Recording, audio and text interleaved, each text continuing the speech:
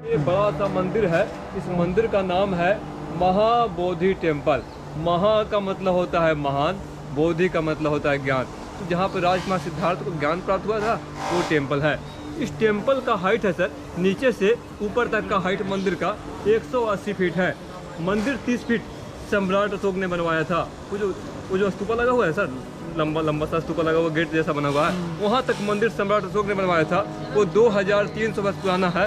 उसके ऊपर का पार्ट 150 फीट राजा समुद्रगुप्त ने बनवाया था 4th सेंचुरी एडी में। वो 1600 साल पुराना है। ऊपर में जो गोल्ड लगा हुआ है 289 kg, 289 kg जो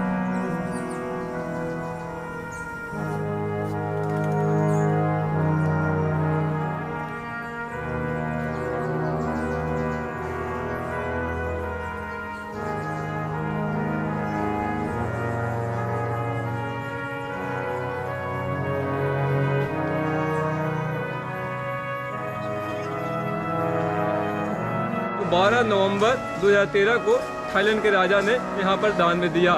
तो 12th सेंचुरी में 12वीं शताब्दी में एक मुस्लिम आया था जिसका नाम था बख्तियार खिलजी, जो नालंदा विश्वविद्यालय में आग लगा दिया था। वहाँ का पुस्तक 6 महीना तक, वहाँ का पुस्तक तम्र में दिखाता था पहले का पुस्तक, तो तांबा के पात्र में दिखाता था। तो वहाँ का पुस्तक 6 महीना तक वहाँ जलते रहा था। तो 12th सेंचुरी में यहाँ आया था, मंदिर का ऊपर का पार्ट खंडित कर दिया था, इसको 30 फीट ऊपर से इसको मिट्टी से दबा दिया था। तो 12th सेंचुरी से 18th सेंचुरी ये प्लेस पूरा मिट्टी से दबा रहा। तो 1880 में एक ब्रिटिश आया जिसका नाम था लॉर्ड कलिंगम। वो मंदिर का खोदाई करवाया, मंदिर का मरम्मत करवाया। तो हम लोग ऊपर से 30 फीट नीचे देखने के लिए आते हैं। भगवान बुद्ध आए थे 2600 वर्ष पहले, 2600 वर्ष पहले। तो इस जंगल में 7 सप्ताह बिताए थे, 7 प्लेस 7 वीक। तो वो 7 जगह हम लोग देखेंगे। अंदर में जो भगवान बुद्ध की प्रतिमा है वो 1000 वर्ष पुराना है। वेस्ट बंगाल के राजा महिपाल ने बनवाया था। काला पत्थर का होता था, उस पर गोल्ड कलर का पेंट किया हुआ है। यहाँ पर डायमंड लगा हुआ है।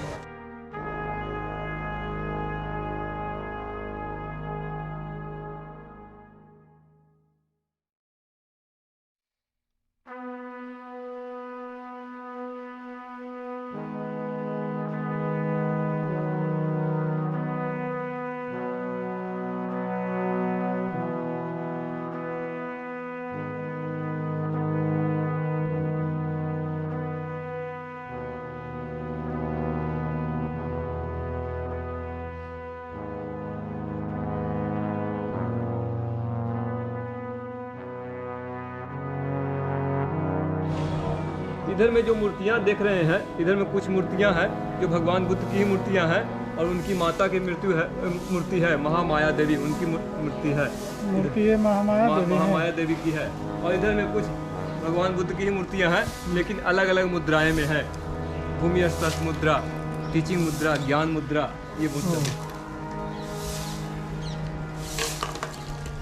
ये कौन? शरणं गच्छामि, बुद्धं शरणं गच्छामि, धम्मं शरणं गच्छामि, धम्मं शरणं गच्छामि, संघं शरणं गच्छामि, संघं शरणं गच्छामि। नमो तस्सा नमो तस्सा भगवतो अरहतो सम्मा सम्बुद्धस्सा नमो तस्सा भगवतो विद्याभिपद्यन्तु संपरो विनश्यतु माति भवतन्ताय सुखे दीर्घाय साधु। तो आप लोग मेडिटेशन कीजिए। मेडिटेशन क्या होगा आप क्या? ठीक है, मेडिटेशन हम लोग को ही बताता है, जो लोग आता है। आप लोग देखिए, घूमिए, पूजा करिए, जब अच्छा कर्म किया। लेकिन मेन कर्म जो मेडिटेशन, हम लोग कोई अगर मेडिटेशन नहीं किया तो उनको यही बताता है कि ये स्थल में उनका जो ज्ञान मिला, आप प्रैक्टिकली नेक्स्ट टाइम आप लोग जब घूम के चला जाएंगे आप अपना गाँव पे, तो कम से कम अपना निवास स्थल में 5 मिनट मेडिटेशन कीजिए। इसमें से सुख मिलेगा, शांति मिलता है, शारीरिक मानसिक बहुत कुछ अच्छा होता है। अगर नहीं करेंगे तो कुछ पता नहीं चलेगा। अगर हम लोग कुछ किसी को बताएंगे नहीं तो उनको कैसा पता चलेगा? मेडिटेशन किस तरह से करना हो तो बता। ये बाम हाथ नीचे होना चाहिए, डान हाथ ऊपर, ठीक है? तो बायां हाथ नीचे, ये ऊपर है, बराबर बराबर। ठीक। तो अपना आप जहाँ रहता है, जहाँ निवास स्थल है आपका, वहाँ 5 मिनट सुबह उठिए तो सुबह उठ के आँख बंद करके तो जो सांस आता है जाता है, जो ऑक्सीजन, इसमें ऊपर आप ध्यान दें, ठीक है? ज़्यादा कर तो सुबह कर लें। आप अगर काम पे जाता होगा, ड्यूटी में जाता होगा, ये करके आप जाना।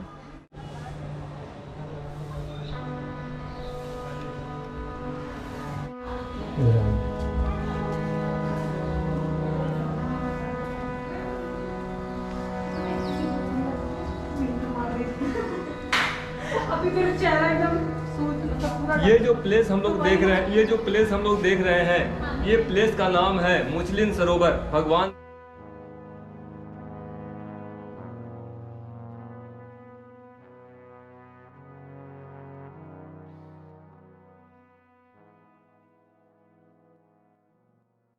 दो चरण है।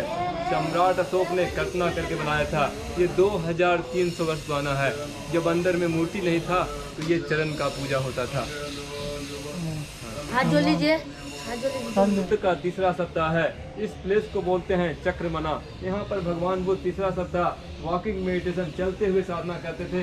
जब चलते थे भगवान बुद्ध तो उनके पैरों के नीचे से मिट्टी हट जाता था और कमल का फूल निकलता था।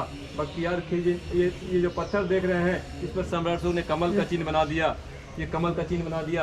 ये 2300 वर्ष पुराना है। इसको बख्तियार खिलजी 12वीं सेंचुरी में इसको तोड़ दिया था और इसको मिट्टी के अंदर दबा दिया था। तो लॉर्ड कलिंगम ने इसका निकाल के इधर में रखवाए और लॉर्ड कलिंगम ने इस पर कमल का फूल बनाए। ये 140 साल पुराना कमल है ऊपर में। ये 2300 वर्ष पुराना है। 2300 वर्ष पुराना ये है चक्रमना। ये पत्थर का कमल का फूल, ये 2300 वर्ष पुराना है। 300 साल पुराना है। ये 140 साल पुराना है। 140 साल। हाँ, इसको बख्तियार खिलजी खंडित कर दिया था तो लॉर्ड कलिंगम ने इस पर कमल का फूल बनाया। तो तीसरा सप्ताह यहाँ पर। दूसरा सप्ताह पेड़ से ढका हुआ। यही वो बौद्धिक ट्री है जहाँ पर राजकुमार सिद्धार्थ को ज्ञान प्राप्त हुआ था। ये चौथी पीढ़ी का पेड़ है, चौथी जनरेशन का पेड़ है। यहाँ पर राजकुमार सिद्धार्थ बैठे थे और वैशाख पूर्णिमा के दिन ज्ञान प्राप्त हुआ था और राजकुमार सिद्धार्थ से गौतम बुद्ध कहलाए थे। ये प्लेस का नाम है वज्रासन। अंदर में जो चबूतरा जैसा बना हुआ है, उस प्लेस का नाम है वज्रा।